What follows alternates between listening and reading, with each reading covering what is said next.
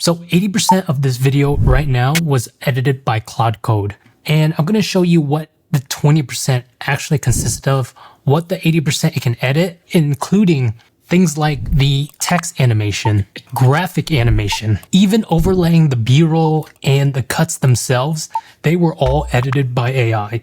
And I'm going to show you what wasn't edited by AI and the problem that people are putting out there with editing with agents. They give you a full MP4, but they don't show you that once you have this full MP4, if there's any problems or any issues with the video itself, you're going to find yourself going back and forth, going crazy with your agent. So this method that I use personally, because there's times when you need to do it yourself rather than just have the agent go back and forth.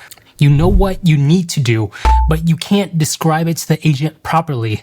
So this is the best of both worlds, living on the side of doing it in your video editor and also having it automated through your agent. Because a lot of people, they're sold on this dream right now that you point AI at your footage, you go to sleep, and it does the whole thing for you. I've been doing this for a while and I'll be straight with you. That's not really how it works. AI can probably do 80, maybe 90% of your edit, but you still own the 10 to 20%. It makes mistakes, not technical ones, weird little creative ones, like that jump you just saw, single video. So I let it render me a finished file. The viral version of this gives you an MP4 and that's it. Mine, it cuts inside the actual timeline. Same one I'd edit by hand. So when it messes up, I can just go in and fix it. How do you even get an AI to edit inside a real program? That one, it took me a while to figure out. So let me walk you through how I got here. Even if you can't code, stay with me. Before this, the way I did it was that I would free flow on camera. And afterwards, I'd have Claude go through and mark what needs to be taken out and what can be kept in. Then it create what's called a cut sheet. The cut sheet is basically just a version of the video that I approved of. Now, the problem with the cut sheet was a few people gave me feedback on it. There were times when editors, they couldn't follow what the cut sheet was doing. If I gave it a slightly more inexperienced editor,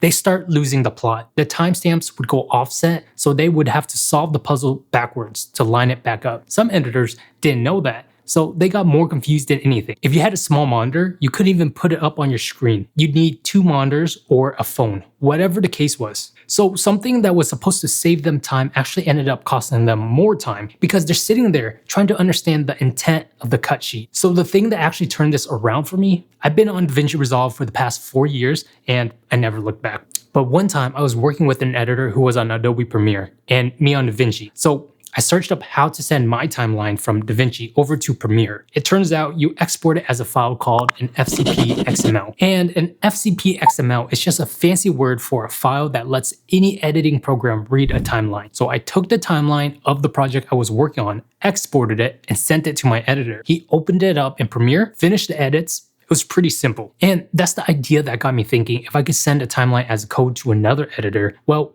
Claude Code understands code. So couldn't Claude just write the cuts for me directly into a FCP XML file? Well, fast forward, it didn't work all that well. It just made things a little bit more complicated, especially for the editor. So I scrapped that idea. And that's when I found the DaVinci Resolve MCP. It's basically a repo that lets Claude talk to Resolve directly. Somebody had already built out the commands, cutting, assembling, changing audio levels, all the basic stuff a junior editor does. I'll link it down below so you can grab it yourself. So pair the MCP with WhisperX. WhisperX is a newer AI transcriber that I recently found from another creator. Before that, I was using Whisper V3 Large Turbo from OpenAI, the company behind ChatGPT. What it does, it goes through your footage and it transcribes it down to the timestamp level, word for word. Then based off of that transcript, it makes the cut. So the whole cycle is pretty simple. You give it 2 things, your script and where your footage is. It transcribes all your footage, it matches it against your script and cuts out the bad takes and anything you told it to drop. If you messed up something on camera, it can usually tell,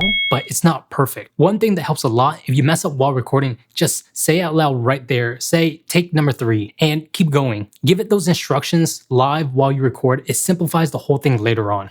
By cross-referencing my script with that transcript, the agent, it gets at least 85 to 90% of the first cut right with no other feedback from me. But it is very dependent on having a script. If you freestyle everything, that's gonna be a problem. All right, so once you've got that first cut, the next thing is you actually watch your video. And I recommend you spend 5 10 minutes just reviewing it and noting every mistake. If you use something like Frame.io or Whisperflow or any transcription app, you can save the timestamp as you go. So let's say I'm watching through and I see a mess up at 3 minutes, 22 seconds. I'll just know at 3 minutes, 22 seconds, there's a frame skip or whatever the issue is.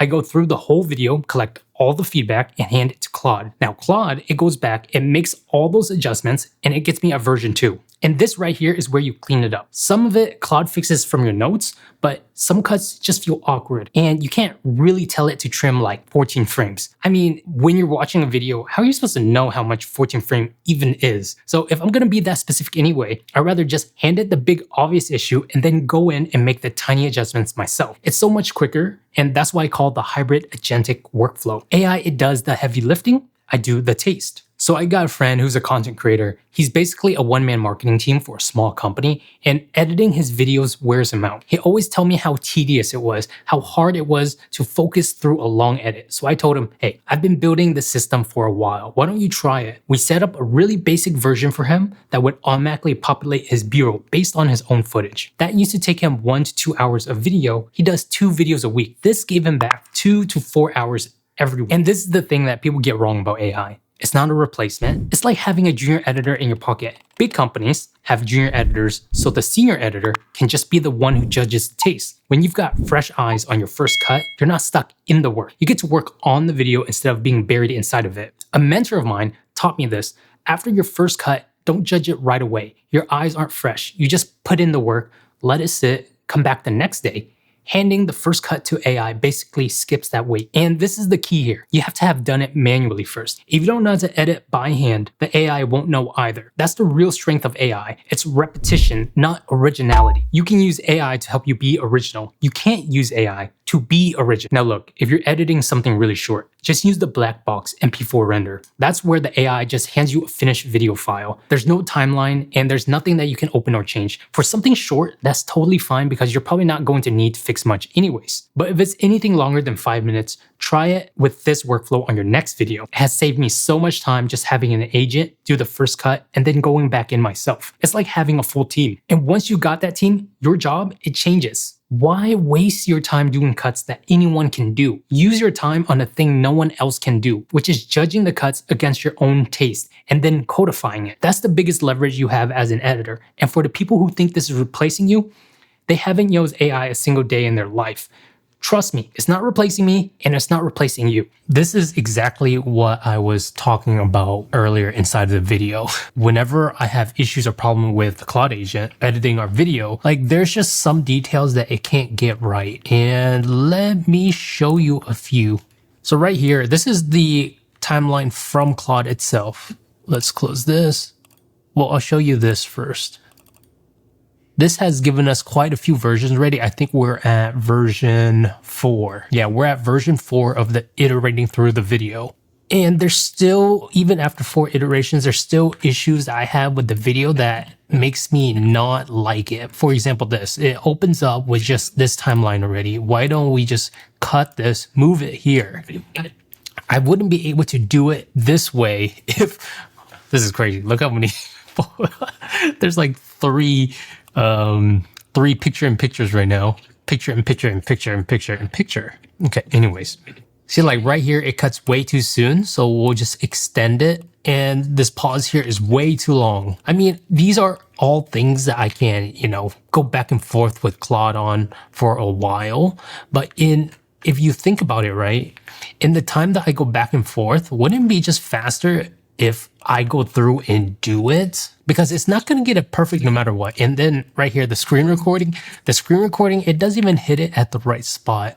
I need the spot where it shows the black screen. And right here, we have, let's just go ahead and cut out this part. This is just me using my lifts.